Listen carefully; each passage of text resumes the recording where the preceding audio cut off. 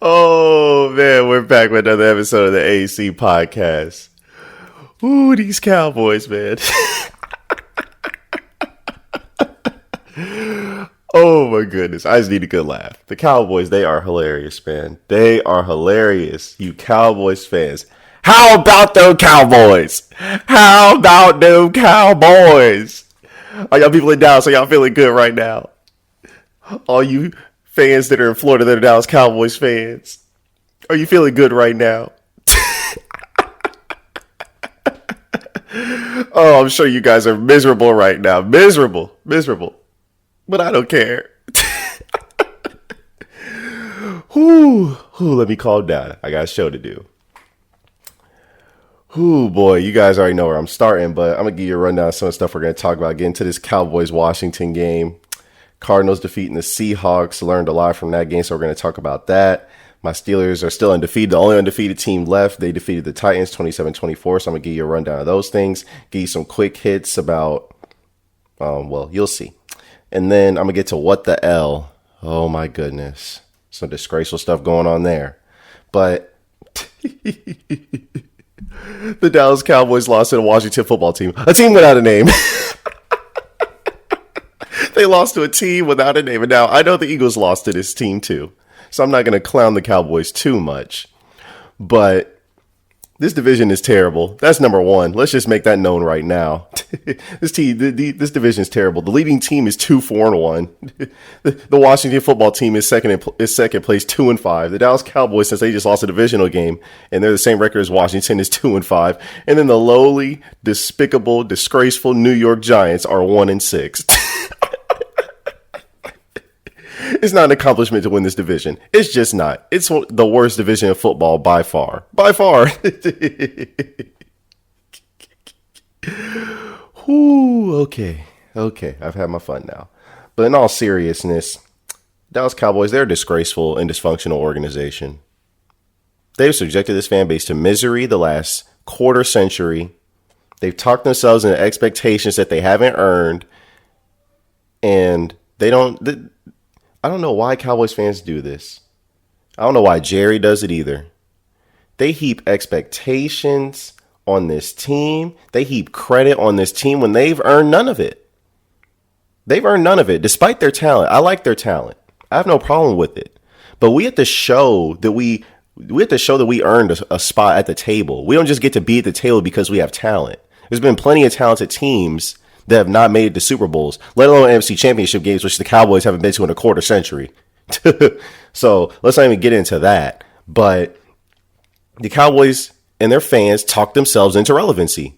Every single year, even despite them losing, they come back. Their sorry, sickening, disgusting fans come back the next year and say, yeah, we're going to win the Super Bowl, right? Every single year. All this optimism, all this jovialness, if that's even a word, but they come back happy and fat as a cat, giving credit and expectations to this team that has not earned them. This team doesn't deserve Super Bowl expectations. They don't deserve credit for anything. They haven't done anything. They've not been to an NFC Championship game or a Super Bowl in 25 years. And the media and everyone else continuously gives this team credit and praise, and they give them expectations. Why? They haven't earned that. They haven't earned that. I'm going to detail why in a second, but I want to get to the game first.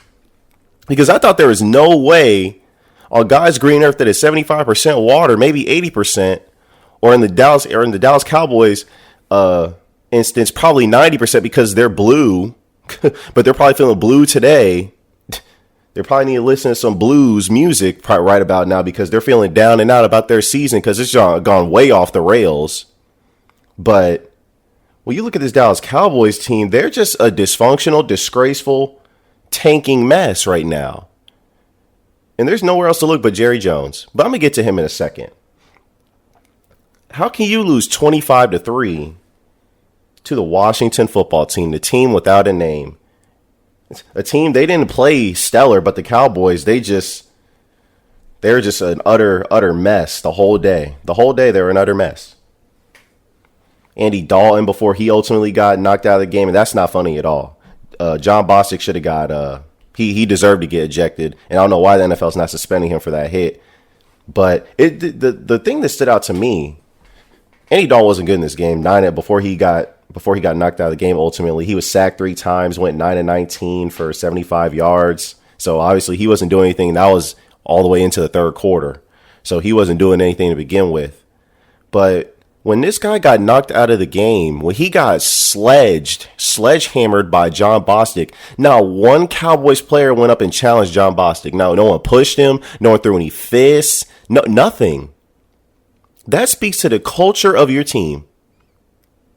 That speaks to the culture. Because I saw Mason Rudolph, who's not nearly as good as Andy Dalton, not nearly as accomplished, who I said is one of the worst quarterbacks in the league. I saw him get defended when Myles Garrett hit him upside the head with a helmet. Marquise Pouncey and David DeCastro started beating him down. And he's not nearly accomplished. He's not a veteran. He was a first-year starter. And they defended him like he was Ben Roethlisberger. But Andy Dalton gets knocked out of this game, and not one Cowboys player, no one defends Andy Dalton. What a disgrace. That's embarrassing. What a disgrace that was right there. But that just speaks to the culture, like I said. Cowboys, they're a dysfunctional mess. We don't even need to talk about the Washington football team, but we can't talk about these anonymous players because I wanted to talk about this. But it came out after the podcast episode. I released it last week, but it came out the day after. But I want to talk about this and these anonymous players, the audacity of these Dallas Cowboys players, the cowardice of these Dallas Cowboys players to not be grown men and talk to the coaches themselves. They called out the coaches for their lack of coaching. That's interesting. That's very, very, very interesting that the Cowboys players say that. But let's take a look at what the Cowboys players have done. Let's take a look.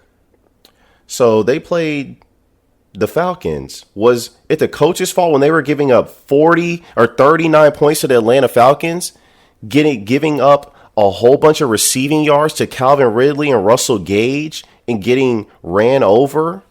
Was it the Cowboys coach's fault that DK Metcalf and Tyler Lockett were running free through your secondary when you were busting coverages? That was the coach's fault, not the player's fault. That was the coach's fault.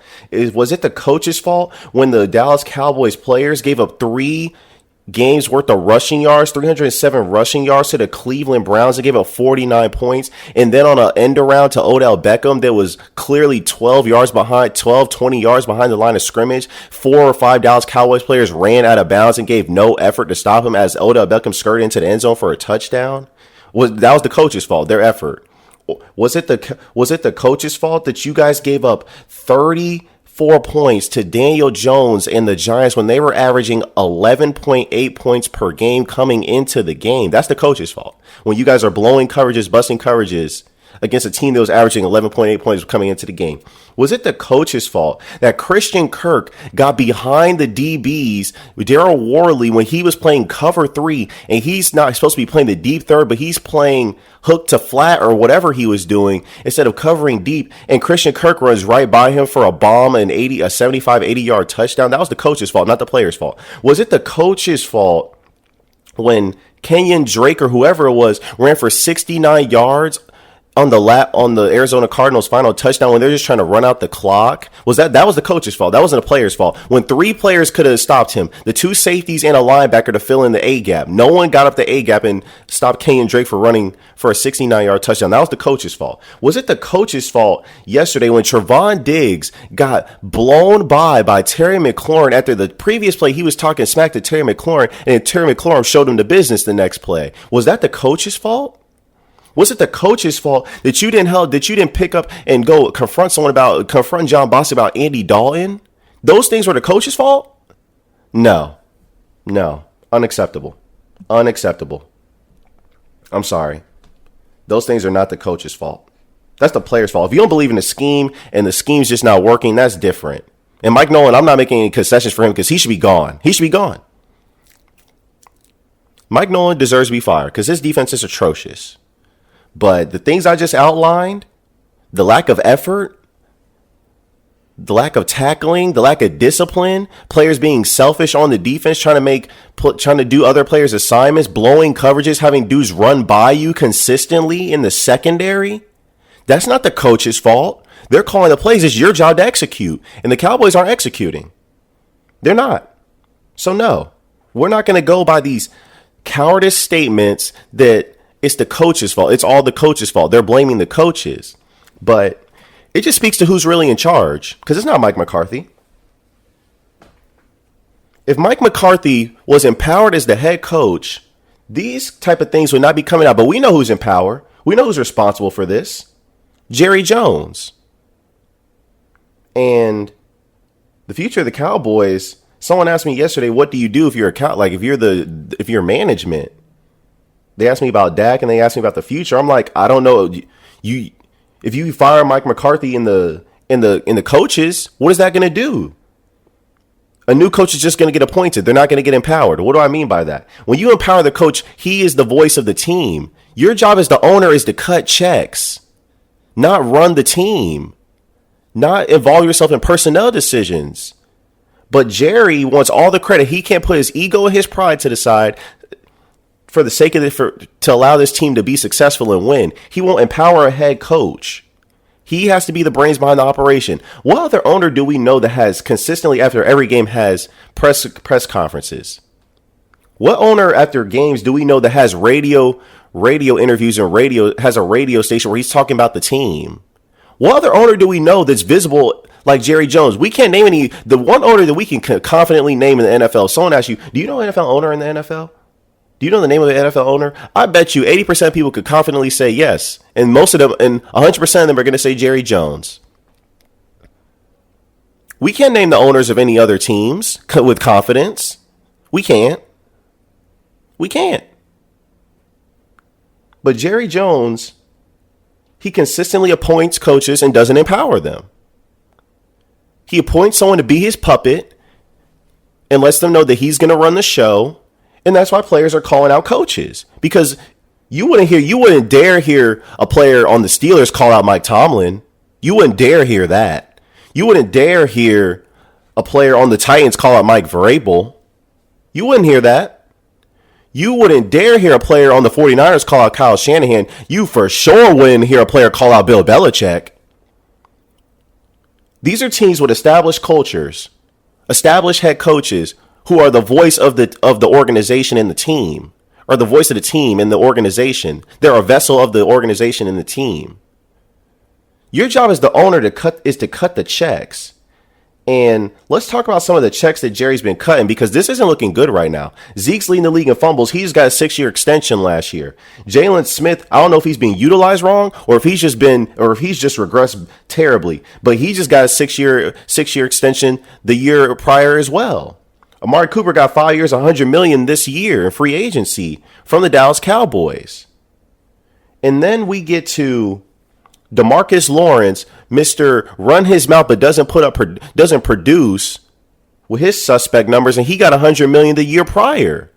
So the core of your team is locked up. It's locked up for a long time, and you can't cut or get rid of any of these guys or trade any of these guys. They're just in the first or second years of their deals. So you're definitely not gonna put your cap in a dire situation like that. So you're stuck with this. So even if you get rid of the coaches, even if you get rid of everybody, you're still stuck with the same personnel. And what are we to believe that's gonna change if you get rid of everyone? What are we to believe? The players are the ones that are stinking up the joint right now. Your defense has terrible personnel, and I said it going into the season. But you Dallas Cowboys fans, you didn't want to listen to me. We got Aldon Smith. We got Everson Griffin. We got Gerald McCoy, Tristan Hill. We got Tyrone Crawford, Neville Gallimore. I don't believe our secondary will be that bad. Byron Jones wasn't that good. Trevon Diggs, he's from Alabama. He can play good. I'm not worried about our other corners, Jordan Lewis and Chidobe Awuzie, Anthony Brown. We got Xavier Woods. We're going to get Earl Thomas. I don't want to hear any of that now.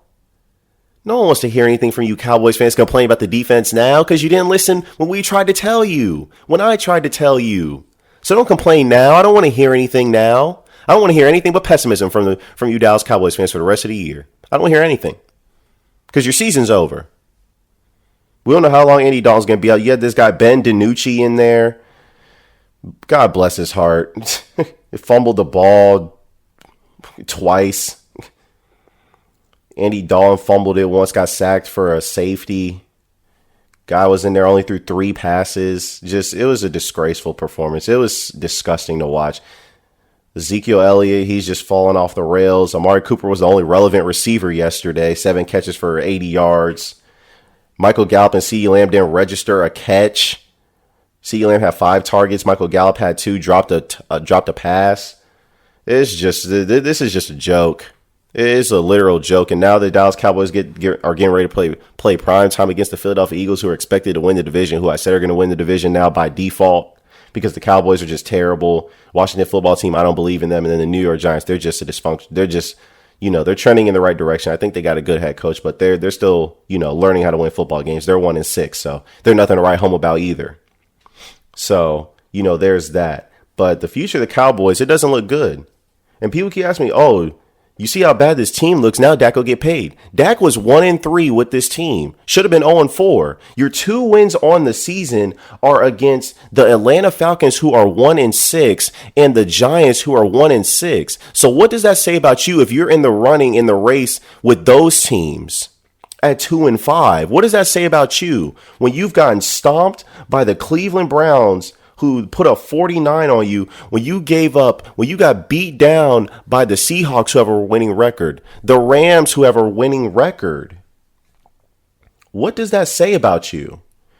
You're beating bad teams that are most likely going to be picking in the top 10 in the draft, and you're losing to teams that have winning records? What does that say about you?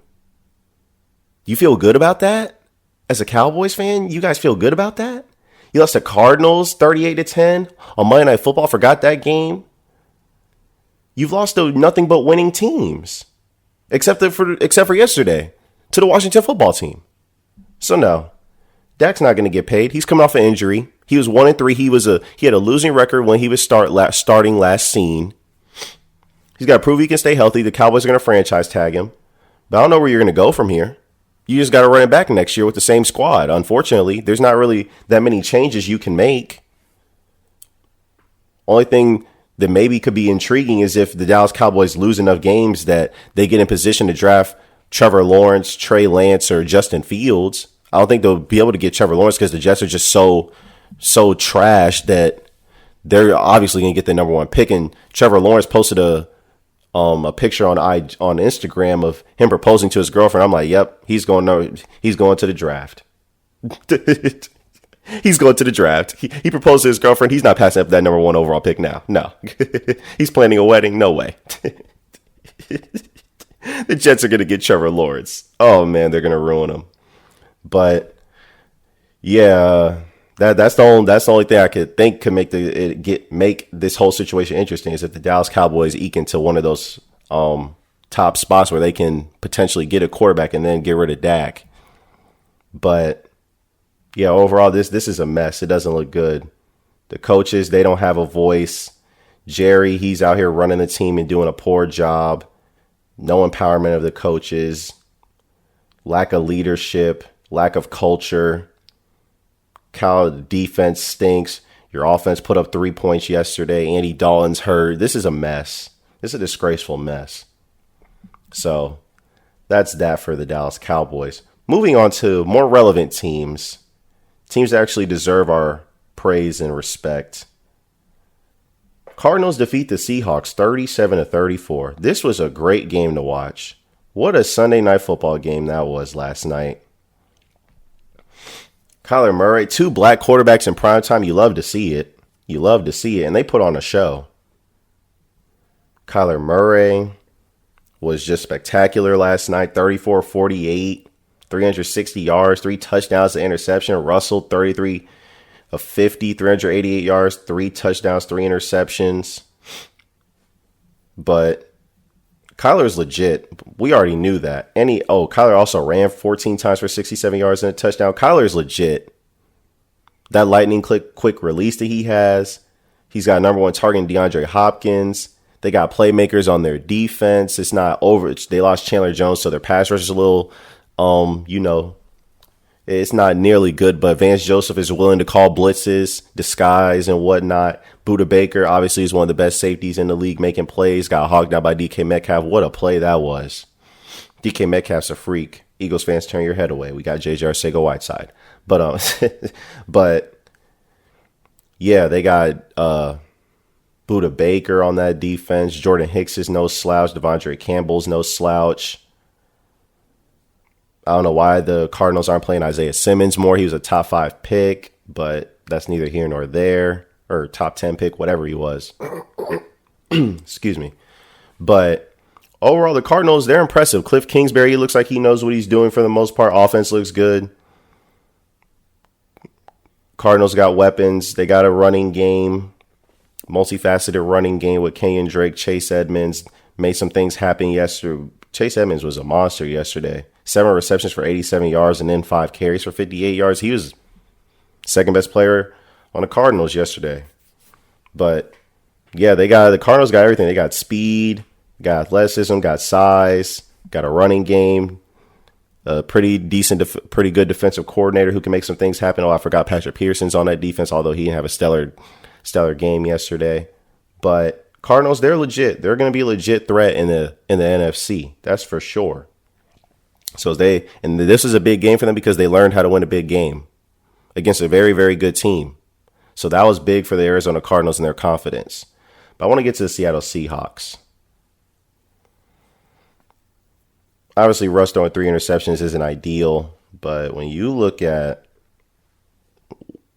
the Seahawks, Tyler Lockett, let me give him some love real quick. 15 receptions for 200 yards. Whew. Tyler Lockett's underrated, that's for sure. He's one of the most underrated receivers in the league. But when you look at the Seahawks and their weaknesses, it's obviously their defense, but overall, the Seahawks have the 2 worst lines in the league.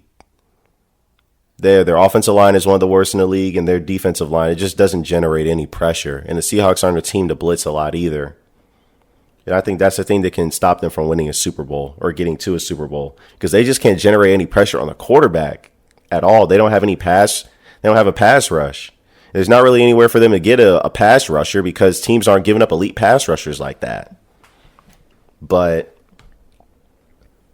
the Seahawks, they can run the ball, they can throw it, but Russ is going to have to carry this team to a Super Bowl, and I don't know if he can do it with this porous of a defense. I like the players that the Seahawks have on defense. Obviously, Shaq Griffin, I like him. He's a good corner. Jamal Adams, Quandre Diggs, Bobby Wagner, KJ Wright. But when you just get to their defensive line, there's nothing that inspires you about their pass rush. So how are you going to get the ball into those second and third level defenders' hands? They have good players at the second and third level. The Seahawks have good players at the second and third levels of their defense, but their pass rush, it just won't generate any turnovers. And so it's just not a good recipe for the Seattle Seahawks. And then the offensive line for the Seahawks has been a mess for so long. So I'm worried about that for the Seattle Seahawks. They're good. They got Russ, one of the best quarterbacks in the league, but down the stretch going into December football, they're going to have to find different ways to win. It can't just be the Russell air raid offense or bust, because teams are going to be able to outscore you. The Tampa Bay Buccaneers are coming. The New Orleans Saints are coming. The Green Bay Packers are coming. The Arizona Cardinals have arrived. There's going to be some teams that, the Rams are in their division. I know they beat up on them, but the Rams are in their division too. Like, there's going to be some teams that, 49ers are coming too. Yeah. They got 3 other teams they got to worry about in their own division that are competitive. They're all above 500. But there's going to be some teams that Seahawks, they're not going to be able to just rely on Russell's arm all the time. They're going to have to find different ways to win. So that's what I'm concerned about. But last thing I want to get to with this game was the coaching. And Cliff Kingsbury showed his, novice as a head coach because he panicked. But he went to kick the field goal, 2nd and 15. He panicked because their previous play had lost 5 yards. This was in overtime. And so he didn't trust Kyler or the running game, obviously, to get any more yards, to run 2 plays, to get any more yards, to get closer. I mean, a 41-yard field goal, a kicker should make that. Make no mistake about it. But he panicked and made a decision that ultimately came back to bite him in the butt. And then he let the play clock expire going down. So like the kicker made the kick, but he called timeout because the play clock was about to expire and they were going to get a 5-yard penalty. So it was just a mess at the end with the field goal kicking the first Arizona Cardinals possession.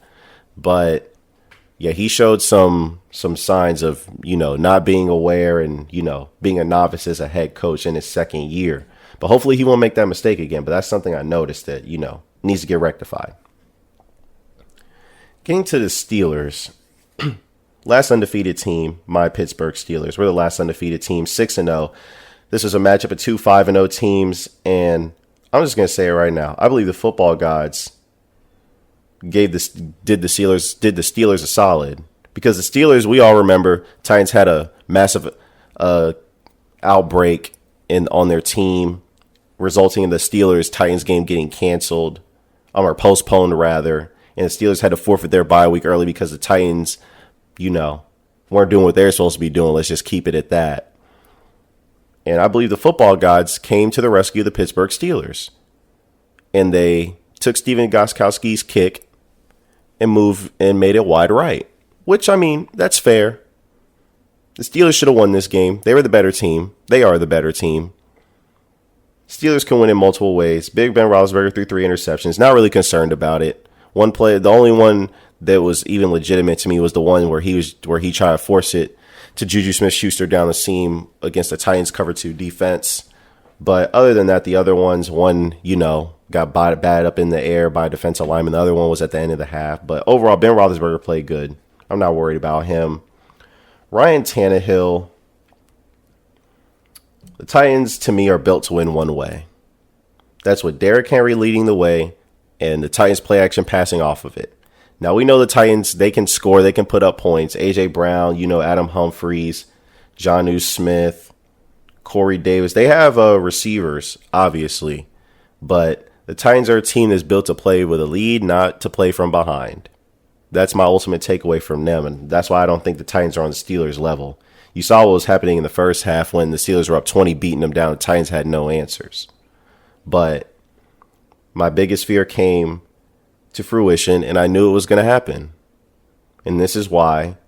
And this is the Steelers' biggest weakness. The coaching on the sideline. Not Mike Tomlin, who's a top coach in the league, but the offensive and defensive coordinators. Because they make some very, very, very sketchy decisions. Randy Fichtner, I knew he couldn't help himself. We started playing with a lead, and he started getting conservative. Because the Steelers, they were gashing the Titans defense, which is one of the worst in the league and one of the worst on third down, giving up 58% of their third downs. That's just terrible. Obviously last in the league. Steelers started like 10 of 11 or whatever on third down. So you can obviously tell that, the Titans aren't a good third down defense. Let me see what they went for on third down here. 13 to 18 on third down. Yeah, that's just not good at all if you're the Tennessee Titans. But yeah, the offensive coordinator got conservative with the lead. He started running predictable plays and not being as aggressive as he was in the first half, which you have to be as aggressive. Like, you don't have to be full on 100% aggressive because you're up with a lead. But you don't have to tone it down so much that you let the other team back into the game and sap the momentum out of your offense. Like, that's what the offensive coordinator did. He took the wind out of the sails of the offense, and that's what I just didn't like. And it was hard to watch. I called it sitting watching the game. I was like, the offensive coordinator is going to get the Titans back into the game. That's the only way they're going to get back into the game, is if the offensive coordinator gets them back into the game. And Randy Fichtner did just that. I don't trust him. For as good as the Pittsburgh Steelers are, as complete of a team as they are on both sides of the ball, because we have receivers, we have pass rush, linebackers, secondary, good coach, good quarterback, obviously with Ben Roethlisberger, running game, offensive line. We got everything you need. But for as good as the Pittsburgh Steelers are, I do not think they can overcome. They did yesterday, so it showed me they can win in multiple ways, obviously. Steelers can win in multiple ways. That was my biggest takeaway from the game. But for as good as they are, I just do not trust the coaches. I don't think we can overcome it down the stretch. Because this team is a Super Bowl contender. The Steelers are a Super Bowl contender. But I just get worried about when we get into the playoffs or when it's the big moment, I get worried about Randy Fichtner and Keith Butler, the offensive and defensive coordinators. I just don't trust them. I don't. Maybe they'll change my mind as the season goes along, but I don't trust them right now. I trust Mike Tomlin, but the people calling the plays on the offense for the offense and defense, I don't trust them. So that's my biggest scare right now as far as the Pittsburgh Steelers are concerned. But overall, yeah, I don't think the Tennessee Titans can hang with the Steelers. Ryan Tannehill, he's a guy that's gonna, Ryan Tannehill's no scrub. Don't get me wrong, but he benefits from Derrick Henry, running the football effectively. That's Hulk Henry. That's not even King Henry. That's Hulk Henry. The way that man runs, that's the best running back. That's the most dominant running back in football. But Ryan Tannehill benefits from the play action and the stress that Derrick Henry puts on the defense. So, and Derrick Henry, he 20 carries, 75 yards. Pittsburgh Steelers did their job, holding, running backs about 66 yards for rushing. Tampa Bay is the only team ahead of them in rushing defense. So, there's that.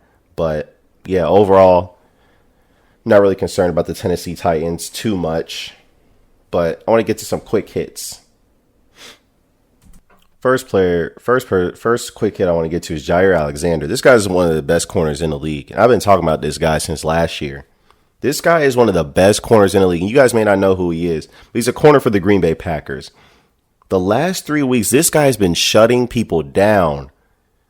Against the Packers, shadow Calvin Ridley on 23 of his 27 routes, 85% shadow. Really didn't have a catch on 5 targets against Jair Alexander. Then the next week, he follows that performance up by locking up Mike Evans. Shout out to Evans on 19 of his 24 routes, 79%, and was targeted once for 0 receptions. Then yesterday, Jair Alexander has another shutdown performance. Shout outs Will Fuller on 28 of his 41 routes, 68%. Held Fuller without a reception on just 1 target as the nearest defender. This guy's something special. Jair Alexander is one of the best corners in the league. His technique, his footwork, his eye discipline. He's got great closing speed. He's got great agility. This guy, he's got all the tools. Now, he gets a lot of pass deflection. He doesn't get a lot of interceptions. But if you want a guy who stays in phase with the receivers, who's hip to hip, good in man coverage, good in zone coverage, just a complete corner overall, and he's not the biggest guy either. He's only 5'10". You want a guy, Jair Alexander, he's that guy. He's one of the best corners in the league, easily behind Jalen Ramsey, Stephen Gilmore, Tre'Davious White.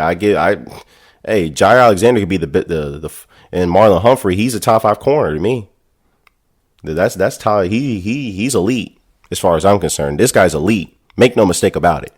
So that's one of my quick kicks. Then we get to this guy, Justin Herbert. Man, this guy, he's something special to watch. Justin Herbert is putting on a show. Now, granted, the Chargers aren't a good team, but Justin Herbert, he's infused some livelihood into this Chargers team. And I want to see the Chargers actually do some things because I just don't want to see Anthony Lynn get fired. Because a lot of times the Chargers play a lot of close games and they miss field goals at the end. And it's like, that's not Anthony Lynn's fault. The Chargers, they just have bad luck. But I believe Justin Herbert can change that. Justin Herbert finished 4 of 7 for 144 yards and 3 touchdowns on deep passes, which are considered deep passes are 20 plus air yards. But Herbert, 27 of 43, 347 yards, 3 touchdowns, 0 interceptions yesterday against the Jaguars. And then I love this situation for Justin Herbert because he has weapons galore in Los Angeles. He's got Mike Williams. He's got Keenan Allen. He's got Hunter Henry. Got a pretty decent offensive line. Got Austin Eckler in the backfield. And Anthony Lynn is a good coach. So I like this situation I like this situation a lot for Justin Herbert. He's set up for success. He came into the league, got a lot of weapons around him. So he's going to continue to do some things. And he's got a big arm, so he can make some things happen. So Justin Herbert is definitely going to continue to improve and do better as he progresses in his rookie year. Now we get to this 49ers and Texans. Or 49ers and Patriots game. 49ers smacked these guys 33-6. Just, oh my gosh. Cam Newton, what an abomination of a performance. A 3.5 QBR, 3 interceptions, 9 of 15 for 98 yards. I kept trying to tell you people, the Patriots, for as good as Coach Belichick is, The Patriots just don't have much right now. They got about 8 players who opted out due to COVID. Their skill position players are the worst in the league. I mean, you're looking at these guys, Myers and Burkhead receiving, Bird, Edelman, like what? N'Keal Harry's a first round pick. Ryan Izzo, like the Patriots just don't have much on offense. Their best result to get explosive pass plays is to run up trickery, and that's not consistent. Can't say Jimmy Garoppolo played too stellar. It was really all about this guy, Wilson Jr., 17 carries for 112 yards, 3 touchdowns. Obviously, Ayuk and Deebo Samuel. The 49ers have some underrated weapons. They got Deebo Samuel, obviously. Brandon Ayuk's a good rookie out of Arizona State. George Kittle is obviously the best tight end in football. They got Kyle Juszczyk, who they use effectively in their playbook as a fullback. You know, the 49ers, they're rounding into form. They're coming back. They're 4-3, but and they've obviously got injuries and whatnot, but they're rounding into form and coming back strong. So they're going to make some noise in this division. And, you know, in the NFC, don't sleep on them just yet. Then we get to Baker. After going 0 for 5, let me give him some credit and some love because I blasted him last week after starting 0 for 5 in an interception. This guy would proceed to go 22 of 23 and complete 21 straight passes and ultimately throw the game-winning touchdown to Donovan Peoples-Jones to beat the Cincinnati Bengals. So that was something special to see. Deshaun Watson, just feel bad for this guy. Oh, Deshaun. 1-6. You know, I'm caught in between the bind of wanting to criticize Deshaun Watson and feel sorry for this guy. Because, you know, he's got 15 touchdowns, 5 interceptions, second in the league in passing yards, 72.5 QBR. And this guy, they're just losing games. It's just hard to watch. But at the same time, all I keep getting told is if you're paid like an elite quarterback, you have to overcome. At least those are the expectations that are placed on Carson Wentz. So I'm wondering why no one's talking about the Houston Texans and why Deshaun Watson is 1-6. But that's neither here nor there. I'm not going to get on Deshaun Watson, but I just throw that out there because people are harping on Carson Wentz. And like I say, he's not playing good. But when you look at what he's surrounded with, it's not that great either. And people are continuously getting on him and telling him to win with practice squad players. But that's neither here nor there. Feel bad for Deshaun Watson, but just something to throw out there. And then we get to the Bucks. I'm going to get to the Bucks and the Bills, but I want to get to the Bucks first. Bucks looked good yesterday. Scored 45 points. Raiders got shut down. Told y'all they're a 500 team. That's why they're 3-3 right now. They're 7-9, 8-8 team. Not going to really make any noise. But yeah, this is all about the Buccaneers. Decided to get AB. Curious to see how that's going to work with him and Bruce Arians after Bruce Arians previously said that AB wasn't a locker room fit, was a diva and whatnot. But we'll see how that goes. Tom Brady yesterday, very, very stellar. 33 of 45, 369 yards, 4 touchdowns. Scotty Miller can do some things in the slot, obviously. Beautiful throw to him down the sideline. Obviously, the Bucks got a versatile rushing game with Ronald Jones as the Lightning and Leonard Fournette as the Thunder. Obviously, Chris Godwin had a resurgence, 9 receptions for 88 yards and a touchdown on 9 targets. Mike Evans, got to get him more involved, but, it'll come. They got plenty of weapons. And then, Tampa Bay's defense, obviously one of the best in the league. Didn't see them getting nearly enough pressure on Derek Carr yesterday, but Todd Bowles played coverage a lot yesterday, but, it is what it is. And then the Buffalo Bills struggling to beat the New York Jets. That just wasn't – I'm not sold on the Bills just yet. When I'm looking at the Bills, I'm looking at the Bills. 3 of their 5 wins have come against subpar competition. They beat the Jets twice, and then they've beaten the Dolphins, people in their division. And then, they beat the Rams. That's a respectable win, but it was on a questionable call, questionable pass interference. So we don't know how that game turns out. And then they beat the average Raiders.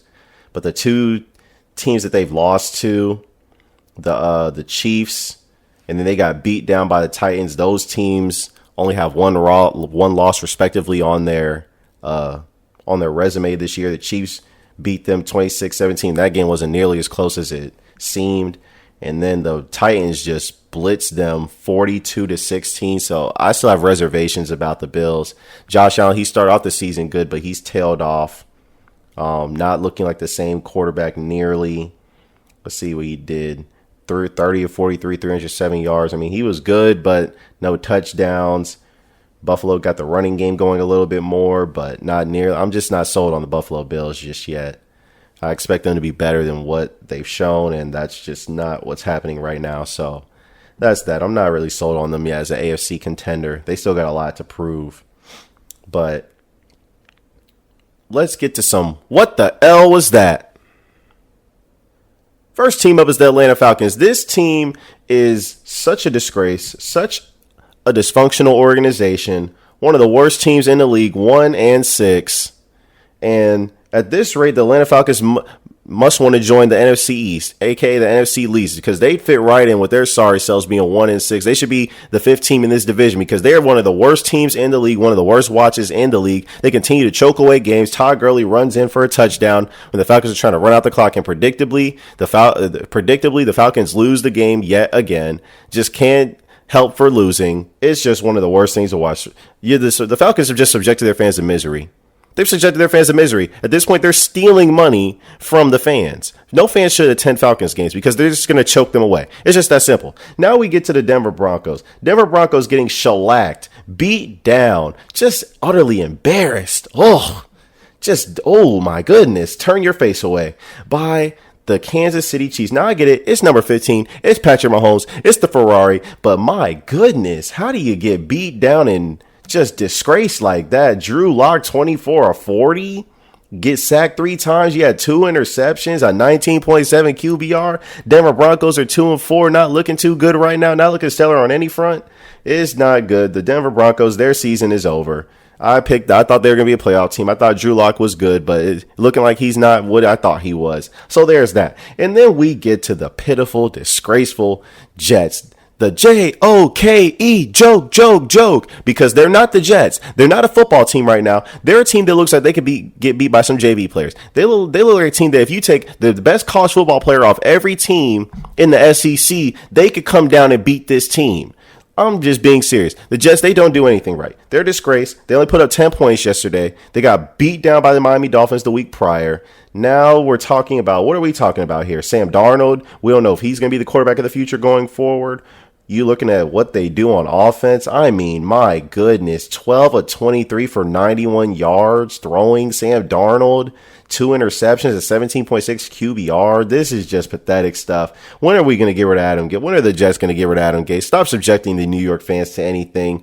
Woody Johnson, come back from the UK. Stop doing whatever you're doing and show some, show some care for your franchise. This is just some despicable stuff that's going on in the city of New York. The New York Jets and New York Giants 0-7 and 1-6, a combined 1-13. What a joke this city is right now with the football teams. You just can't watch any of this stuff. It's just disgraceful and despicable. And then you think about the New York Knicks. They're a disgrace as well with their organization, their owner, Jim Dolan, or whatever his name is, James Dolan, whatever his name is, forget it. But you just look at this stuff and it's just hard to watch. There's a new headline every week. The New York media, they're probably getting creative with what they're saying and what they're putting on the front of newspapers about these two teams. It's just an abomination. You can't even go to Brooklyn, Queens, Manhattan. You can't go anywhere without thinking about the New York Jets and the New York Knicks and the New York Giants, how despicable they all are, subjecting the New York fans to misery beyond their wildest dreams. Their Christmas and their holidays is ruined. The Macy's parade shouldn't even want to peruse through this city with how despicable their sports city, despicable they are as a sports city right now. It's just something terrible to watch. Thank goodness none of these teams are on national TV for the rest of the year. We pray and hope that maybe some semblance of relevancy will come to one of these teams, but we know it's not going to happen. We know they're mired in mediocrity. We know they're mired in dysfunction. So that's that. We need not even discuss these, these second-class citizens of NFL teams anymore. It's just a disgrace to watch. But I appreciate you guys for listening. Getting to this Monday Night Football game before we get out of here. Rams playing the Bears. Big game for the Rams, in my opinion. Last time they were played the Bears, they got thoroughly outclassed, thoroughly embarrassed. Jared Goff got exposed. So I want to see what Jared Goff looks like tonight. Obviously, the Rams, they're 5-2. Want to stay competitive in this division. And so you can't lose this game. I don't trust Nick Foles. Obviously, I'm not sold on him and the Bears offense. They look pretty pathetic on offense, regardless of whether Nick Foles or Trubisky is in there. Bears don't have a quarterback, like I've been saying. So I expect the Rams to win this game, but don't sleep on the Bears. Their defense can create turnovers. They can generate pass rush for Khalil Mack and the crew. And their secondary is nothing to, their secondary is nothing to be, their secondary is good. I couldn't think of the words, but their secondary is good. So make no mistake about it. This is going to be a tough game for the Rams, but I expect the Rams to win this game about 23-16, 27-16, something around those lines. I just don't believe in the Bears offense that much. I'm sorry, I don't. And I think Aaron Donald, Jalen, and the Rams are going to make the difference to me. That's what I believe. So, we'll see all that. But I appreciate you guys for listening. Appreciate you guys for hearing what I have to say. You Dallas Cowboys fans, remember what I said. Pessimism for the rest of the year for you. Nothing else. No more optimism. No more happy days. Your holidays, good thing they're ruined ahead of time instead of near Thanksgiving and Christmas. Thank goodness. Now you can go and start spending time with your families. Stop investing your time in the Dallas Cowboys because you don't deserve. Well, you do deserve what you got. You do deserve what you got. You got optimism. Now you have mediocrity. But needless to say, I appreciate you guys for listening. Also on Friday, I'm going to record a special episode on Friday.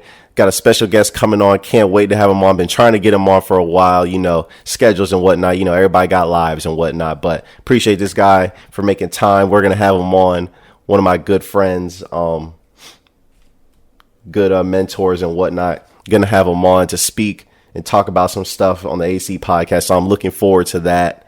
But until then, I appreciate you guys for listening. Remember to like, share, and subscribe. Definitely subscribe because AC needs his subscribers. I love you guys, but I need more subscribers. But until then, one love. I'm out. Peace.